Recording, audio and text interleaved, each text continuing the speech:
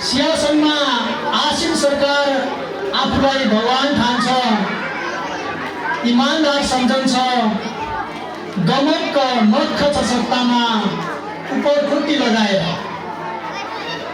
तर सडकमा एक बुढाहरू देख्दा थरथर लुक किन कान्छ? 9 रेक्टरको भूकम्पले हल्लाए चाहिँ जवाफ पाउन सरकार ऐना हेर्छ र हात हल्लाउँछ, अनुहार हेरेर दङ्ग पर्छ, मक्ख पर्छ।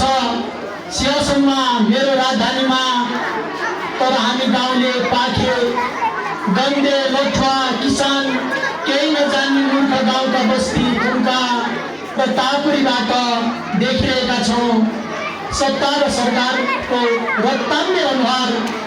निर्मला भगीरथी, सुजन राउत, वीरेन्द्र शाह, सुरेश रजक, नवराज विक, मदन र वीरेन्द्र परिवारको रगतले पोतिएको रक्ताम्य अनुहार घाम जस्तै छर्लङ्ग छ सरकार। के यिनीहरूको न्याय पाउने हक अधिकार छैन सरकार? फटा सरकारको हात दुर्गन्धित छ, फटा सरकारको हात दुर्गन्धित छ।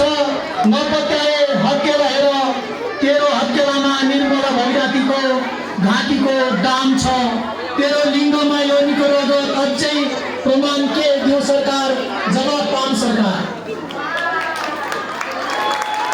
माथा पैकी प्यारी सिन्दुर लाउने हिम्मत खै, मार्न त मदन 50 मारिएका हुन्, तर उसको लासको गन्ध किन आज पनि उस्तै छ सरकार? सिंहासनको सत्ता सरकार सिकारी चितुवा जस्तो झम्ती झम्ती सिधा साधा जनावरको हारा गरिरहन्छ।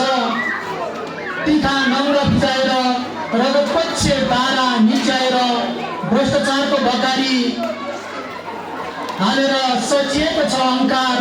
घमण्ड र कौतुकहरूको काण्डै काण्डको पगडी गुथेर पशुपति नजिकै सिंहदरबारमा बस्ने डन बनेर न्याय र सुशासन यही हो त सरकार।